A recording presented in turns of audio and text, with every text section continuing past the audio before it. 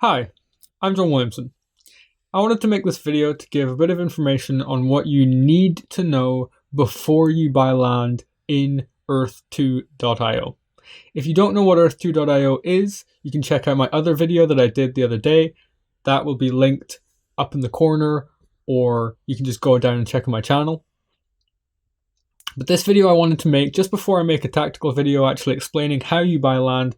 I wanted to speak about what you need to know before you buy land. Basically, one big misconception that is important to know is that man-made buildings that you can see on a satellite image, for example, like you can see on the website, those are going to be wiped from the game. Any man-made building, any structure, any landmark, anything like that is going to be removed from the game. It's going to be wiped, and the land is only going to be worth what the actual under the ground land is worth, like the resources or the general area, like the weather or something like that. This is important to know because anybody who's been buying up landmarks or who's been buying up specific buildings in cities, famous structures, any of these sorts of things are going to be removed from the game. So be careful about that, because when you go on the game and you look at cities, you can easily see that people are flocking to the buildings that currently exist. People are buying airports that already exist. People are buying lots of different things that aren't going to exist past phase 2 of the game. You might be wondering why that is, and the reason behind that is basically the developer team. They would have to design a ton of buildings. It's impossible to design that many buildings. The whole earth of buildings. It would be a ridiculous design project. So they're just going to scrap all the buildings and just put it down to the base resources and the base land that's underneath them. The other thing is there are massive copyright issues with landmarks and with different companies. If you want to build the headquarters of the companies, if you're going to put in Disney World into their game, if they scanned the buildings in, that would be a huge issue. Every copyrighted building in the world would have an issue. They're not going to be able to remove just those buildings. They're not going to be able to handle all of those copyright issues or all of those lawsuits that they'd probably end up dealing with. So what they've decided to do is just wipe the slate clean. Which also makes more sense. People want to build their own buildings on their land. The whole point is customization. The whole point is building your own system. There's no point in having a Minecraft world that includes buildings already, for example. This is how they're going to run the game. So be careful of that when you're buying land. Don't just buy land because of the buildings that are on it.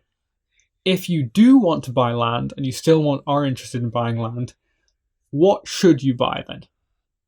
Well, anything like I mentioned that is resource rich, like oil fields or gold mines or forests for wood.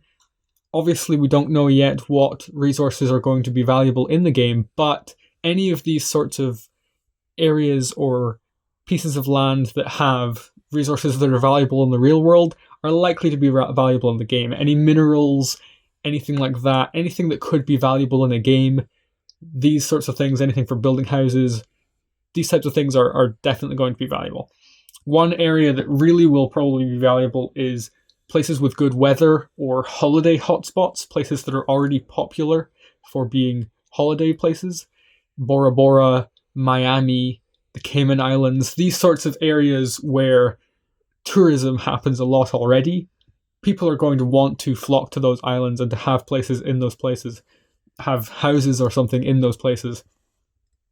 This is what is likely to drive prices for those places up. That means that because transport doesn't seem like it's going to be an issue in the game, that is going to be a big factor for, there might be some beautiful place in the forests and jungles of South America or in the jungles of Bali or something, where currently it's really difficult to get to that spot, so people aren't interested in owning it, so it's currently not valuable in the real world, then it might be valuable in the game. So there might be opportunities like that exist.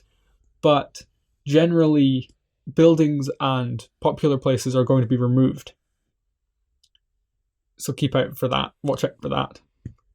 But while I say that, and the buildings are going to be removed, densely populated areas will probably still be valuable, like densely populated cities and things in the real world, because the developers have spoken about trying to create a system for augmented reality where you can look at your phone or look through AR glasses or whatever technology exists in the future. You can look through whatever technology exists in the future, and you can see the buildings that have been created in Earth 2 in Earth 1. So you could be standing outside your house, you might have built something great on Earth 2, and you can take your phone, look at the ground or whatever, just general augmented reality technology, and you can use that to see what you've built in the game. Also, one of the natural areas that's always popular is coastal areas, anywhere.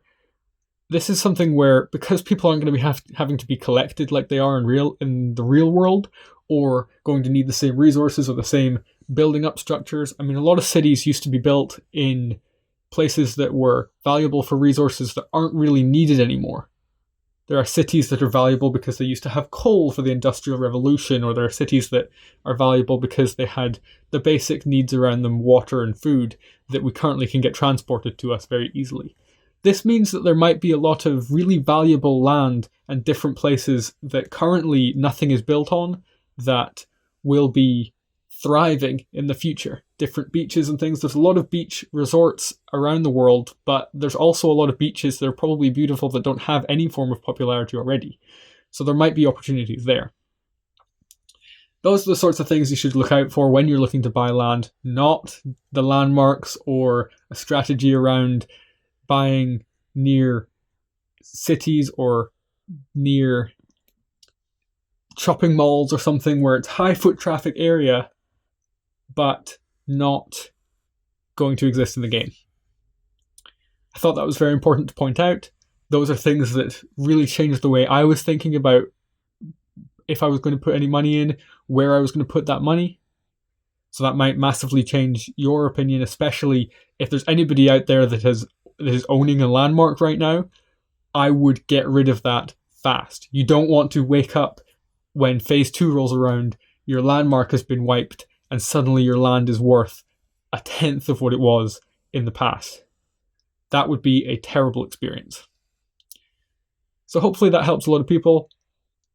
I will be making a few more videos on this. Like I mentioned, I will make a video on how to buy and sell. That will be my next video I'll be putting out on the channel. So subscribe down below to see those other videos and to see anything else that I've posted on this channel outside of Earth 2. Thank you very much for watching. I've been John Williamson, and I will see you in the next one.